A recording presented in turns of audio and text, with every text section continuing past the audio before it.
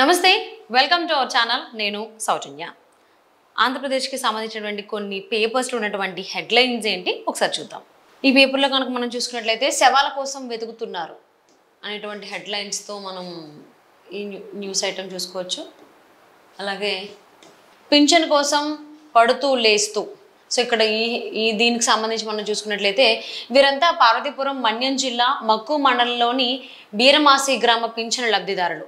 ప్రతి నెల ఓ కొండ దిగి నంద గ్రామానికి వచ్చి పింఛన్ తీసుకెళ్లేవారు. ఇప్పుడు అక్కడ ఇవ్వడం లేదని తెలిసి సొంతూరు నుంచి 12 కిలోమీటర్ల దూరంలోని సంబర సచివాలయానికి వెళ్తున్నారు. ఈ ప్రయాణంలో 4 కిలోమీటర్లు నడవాల్సి ఉంటుంది. సో దానికి సంబంధించిన ఐటమ్ ఉంది. వాళ్ళు 4 కిలోమీటర్స్ నడవాలంట పింఛన్ కోసం. దానికంటే ముందు తీసుకునే వాళ్ళు కూడా, అంటే ఇప్పుడు వాలంటీర్స్ ఇవ్వట్లేదు కాబట్టి 4 కిలోమీటర్సే నడవాల్సి వస్తుంది. 12 కిలోమీటర్స్లో ఈవెన్ దానికంటే ముందు కూడా ఒక కొండ దిగి రావాలంట. అంటే వాళ్ళకి రోడ్ వే కూడా లేదు. సో అదొకటి మనం పాయింట్అవుట్ చేసుకోవచ్చు. అండ్ ఇంకొకటి పింఛన్ల పంపిణీ 88% పూర్తి అనే దానికి సంబంధించి ఒక ఐటమ్ చూసుకోవచ్చు మనం. వీళ్ళ కొత్త ఎస్పీలు ప్యానెల్లోనూ వైకాపా అనుకూల అధికారులకే చోటు. సో దానికి సంబంధించిన ఐటమ్ మనం చూడొచ్చు. అండ్ అలాగే అవినాష్ రెడ్డి బెయిల్ రద్దు చేస్తేనే సాక్షులకు రక్షణ, తెలంగాణ హైకోర్టుకు నివేదించిన సిబిఐ. అండ్ అలాగే అవినాష్ రెడ్డి బెయిల్ రద్దు చేయాలని మీరెందుకు కోరలేదు? దస్తగిరి డిసెంబర్లో ఫిర్యాదిస్తే ఇప్పటి వరకు ఏం చేస్తున్నారు? సిబిఐని నిలదీసిన తెలంగాణ హైకోర్టు.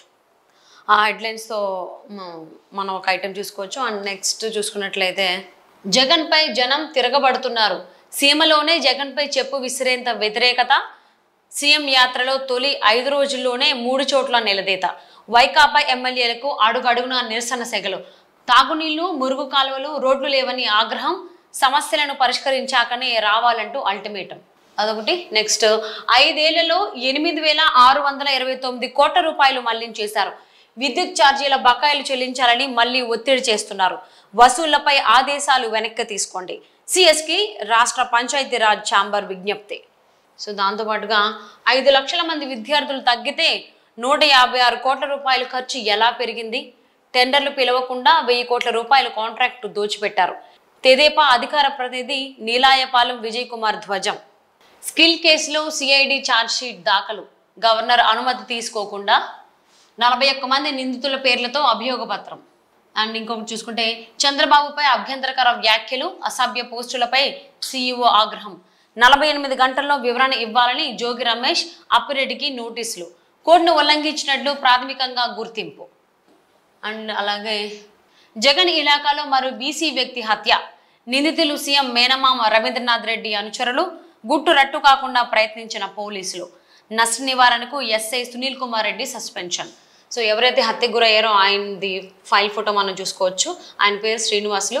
అలాగే ఈ కేసుకు సంబంధించి సస్పెండ్ అయిన ఎస్ఐ సునీల్ కుమార్ రెడ్డి. నెక్స్ట్ ఇప్పుడు ఆంధ్రజ్యోతి చూసుకుందాం.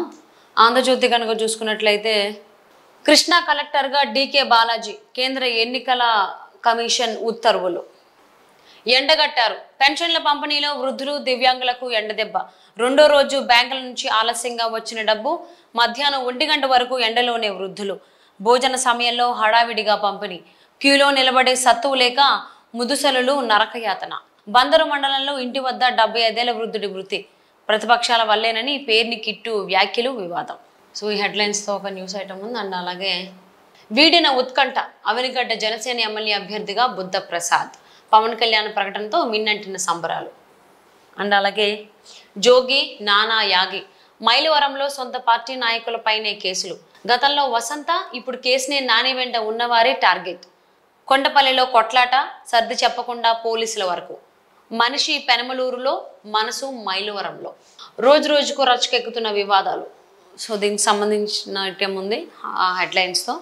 ఇంకొక పేపర్ చూస్తే ఇక్కడ రైల్వేలో అనర్హులకు అందలం, సమర్థులు ఉన్నా దక్కని గుర్తింపు, కేసులపై సస్పెండ్ అయిన వారికి ప్రాధాన్యం, పీసీసీఎం అవార్డుల ఎంపికపై దుమారం.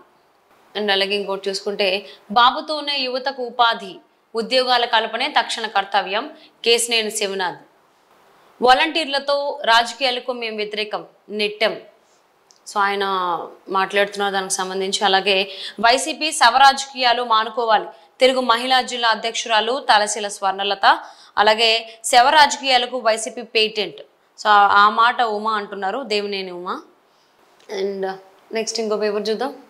సాక్షి పేపర్లో ఉన్నటువంటి హైలైట్స్ మనం చూసుకున్నట్లయితే శ్రీ సిమెంట్ ఉత్పత్తి షురు, దాచేపల్లిలో 2,500 కోట్ల రూపాయలతో యూనిట్ ఏర్పాటు.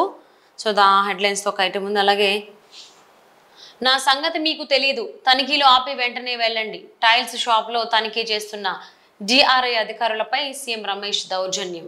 ఆ హెడ్లైన్స్తో ఐటమ్ ఉంది. అండ్ నెక్స్ట్ చట్టసభల్లోకి సామాన్యులు, చిన్న సింగమాలలో డ్రైవర్లతో ముఖాముఖిలో సీఎం వైఎస్ జగన్.